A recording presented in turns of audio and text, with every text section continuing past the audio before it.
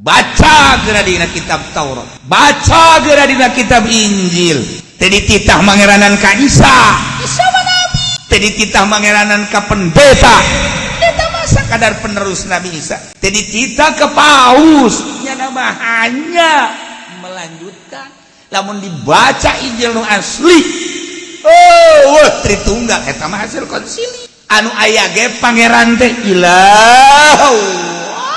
Ida i pangeran nu kos kumaha anu la ilaha illahu nu teu aya pangeran kecuali hijiane Allah subhanahu amma yusyrikun.